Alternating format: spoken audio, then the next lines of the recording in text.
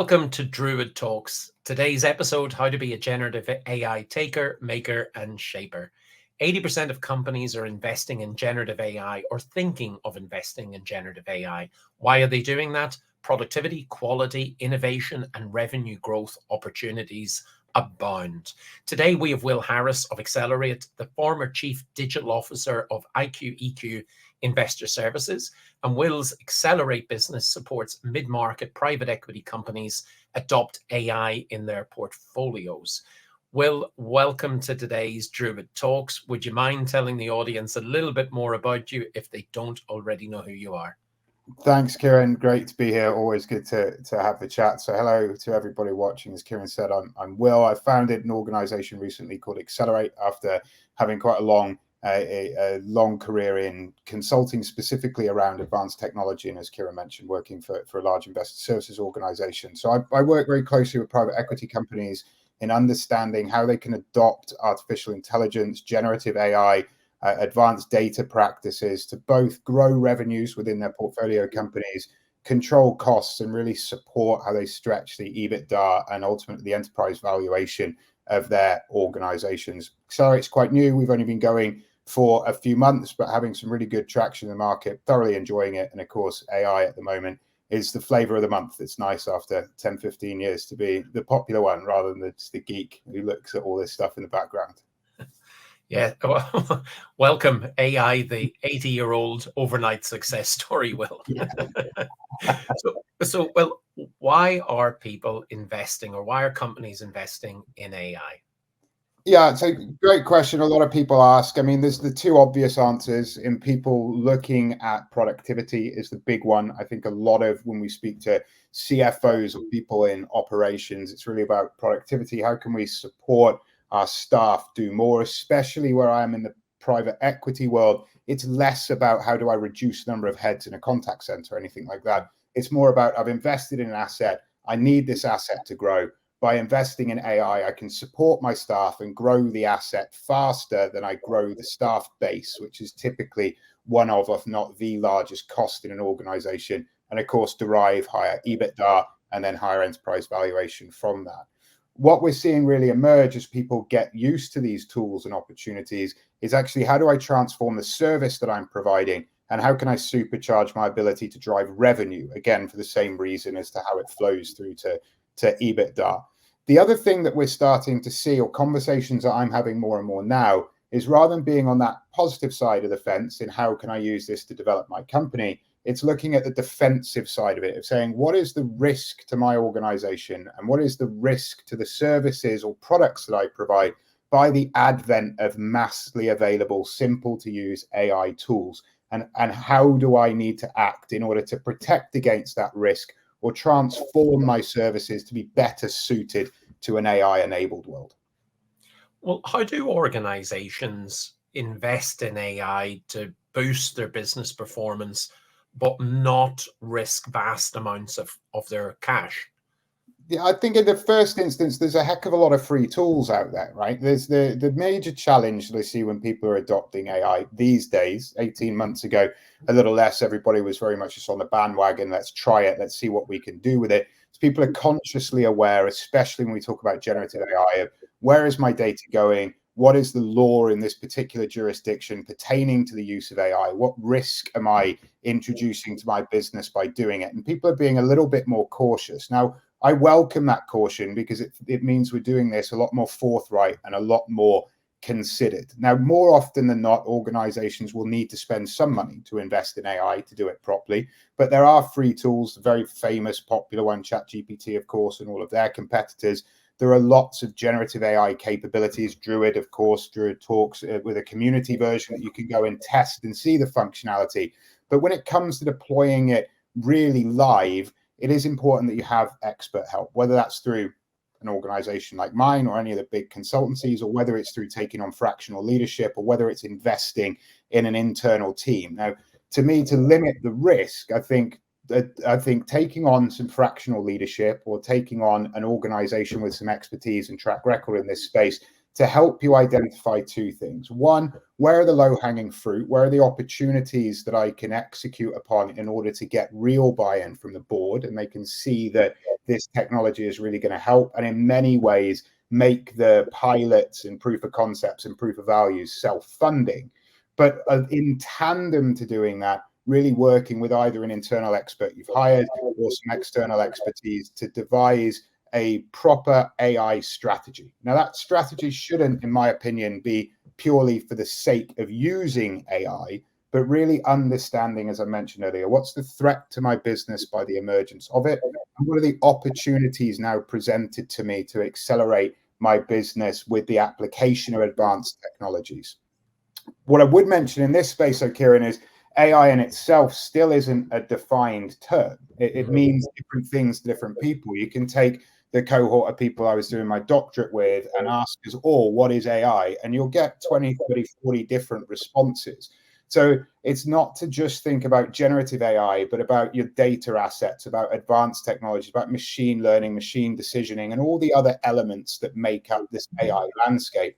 And not just hop on the bandwagon and say, hey, look, my organization is now ChatGPT enabled, but really understand what are the threats emerging, what are the opportunities presenting, and how can I strategically take these advanced technologies to drive value out of my organization and provide a better service to my end customers.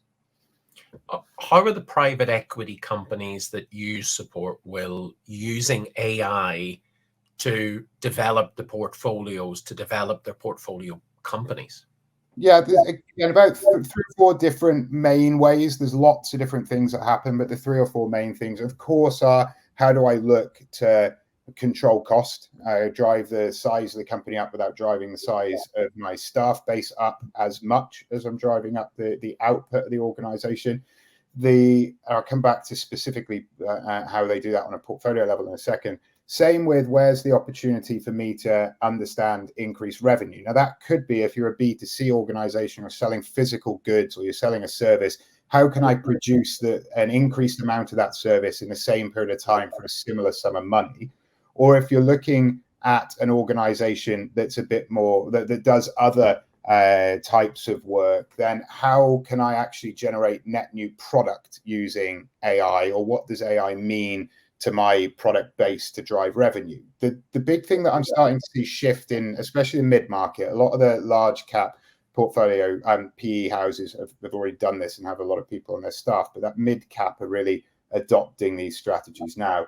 Is not how can I affect portfolio company A, portfolio company B, portfolio company C, that may be from 3 completely different industries, but understanding that especially for efficiencies, the problems are all similar flavors of the same issue. And actually, how can I use an intermediary or work with a partner or hire somebody into my private equity company at the sort of the fund level to acquire these technologies, develop strategies that I can then deploy to multiple assets within my portfolio and start getting economy of scale. And it's really an educational piece about stop looking at the point effect. I spend 100K, I get 200K worth of value, or I spend 100K and I save 200K worth of cost.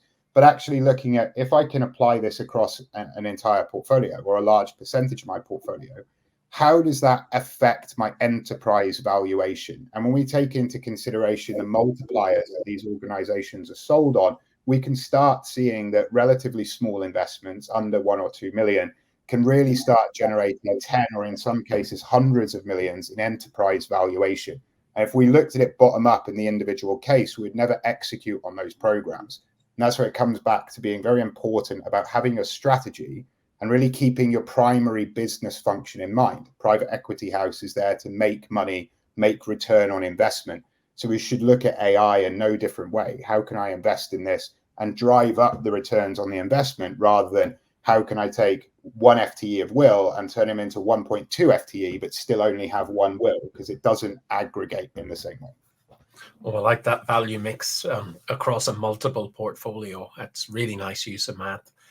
You mentioned a moment ago, if we go back a little bit, around IP and data issues and everything else. How do private equity houses, how do companies in general avoid getting fined if they do create new product, new value streams, new something else, where the IP built into the LLM may be someone else's? Yeah, so great question. Of course, you and I have discussed this both virtually via LinkedIn and person to person quite a bit over the past few weeks. I think we land on the same place for what it's worth for anyone watching, and that's that more protection is likely to be offered by governments and jurisdictions across the world to the original content creators. But there's an existential argument about where does AI go from being inspired by content to directly just ripping that content off. Now, to answer your question, how does an organization protect itself? It's critical to understand the impending legislative changes that are coming up, and above all else, just keep a sensible moral mindset. Most of these legislative changes that have happened, the necessity in the US to now declare the existence of new LLMs from the LLM providers, interestingly using a function of law that was designed for weapon manufacturing is the actual allocation they've used to mandate that Google and Apple and people tell them that they're creating these new AI instances, through to, of course, the EU AI Act that come January next year will have changed everything for us. But being aware of the legislative changes and knowing that these are all based upon the moral importance of creating AI that supports humanity. I saw in an organization last year that they were developing quite a cool app. It was all to do with facial recognition, all to do with customer service. We did have a conversation with them in saying you need to be very cautious about what you do with this, because we're expecting legislative change from the draft EU articles to ban the widespread use of facial recognition. Ignored, invested, EU AI Act comes out, pointless product. Now, of course, the way that we'll actually resolve that is by having an opt-in and subtly changing the business model. But if you don't take the time to work with experts or employ an AI expert or an AI legal expert, you can really expose yourself to very dangerous ground in being sued under IP law. I'm not saying go to bed worrying about it, quite the opposite. Just be cognizant that that risk exists and don't pan it off. We would have all seen in the press in the last few weeks that Google have just had to pay a 250 million euro fine for exactly this in France. That's the last piece I'd say on this before I stop, is be aware that the jurisdictional changes. What if Google were fined in France? They haven't been in the UK, they haven't been in the US. So if you're a global business or you have a portfolio company or portfolio companies based across the world, it's really important to understand the local legal and legislative considerations for artificial intelligence, and also start to understand the differences between where that AI is used, where that AI is deployed, and where that AI is processed, and be aware to the effect that that has on your responsibilities as well. So what is your vision then for a world that's going to be responsibly infused with AI everywhere? So I think this is probably where my answer would be different than a lot of people would be expecting. I think we already live in that world. And I didn't up until months ago. It was a conversation with my 8-year-old son, and he's never lived in a world where he didn't have Alexa, right? If he wants to listen to music, he's in my car and he said, Alexa, play me. I was like, Marcus, there isn't an Alexa in the car. And surprisingly enough, he worked out, insert German brand name here, play also worked, much to my amazement. I had no idea my car had that functionality. And it made me think, hold on a minute, we're already living in this world where the emerging generations have never, like the generation following me, had never known a world without the internet.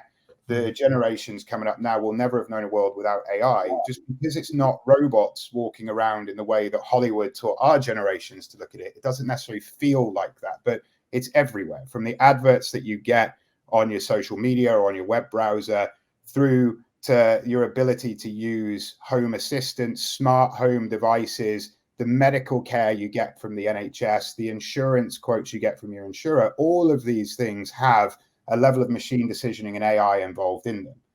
As I look at the world moving forward, I think we will see an accelerated increase in the adoption of the technologies, with the occasional leap forward. Something like, I've no doubt in the next 5 years or so, Neuralink will have found a way to have an implant so that you can communicate with your machine without having to do anything other than think. That would, to me, constitute what appears to the consumer as a giant leap. Of course, it's 15 years of R&D in the background.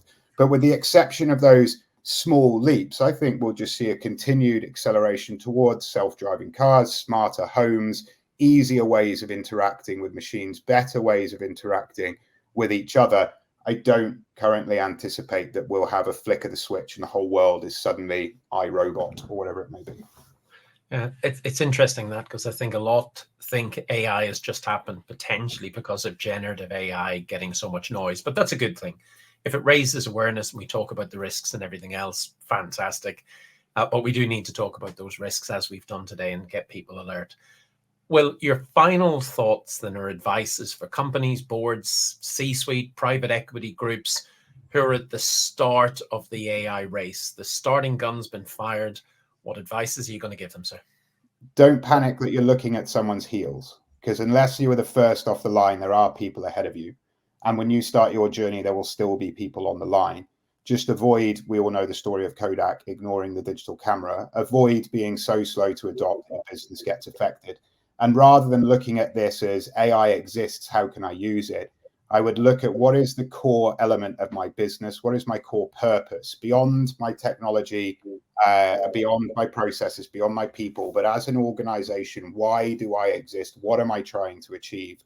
And from that point of view, stream out at least two considerations. Where can AI and advanced technologies support me in being better at delivering my core mission, my core purpose? And where does AI and advanced technology introduce inherent risk to what I do as an organization? From there, pick up the low-hanging fruit, experiment with the technology. Don't be afraid to experiment in labs. You can even use the very tools that people are worried about IP with to generate synthetic IP, and then use that synthetic IP to test the tools. So you don't have to worry about data leakage of your own stuff, and ensure that you're considering what your AI strategy is. There will be companies in the world, I don't think a huge amount of them, where their AI strategy is don't touch it. But for the rest of the world, I would gather in the 90-ish%, given the IMF think that 60% of total jobs in the world are going to be affected by AI in one way or another, that we really need to consider what are our opportunities, what are our risks, what actions are we going to take, and strategically, what do we look like in 5 years' time? A lot to consider, all in all, Will, but a worthwhile journey. And as you mentioned at the top end there, it's not a case you have to create another version of OpenAI or Microsoft Azure, whomever.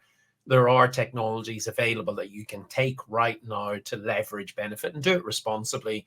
Make yourself aware of the risks, particularly those when it comes to geography and AI.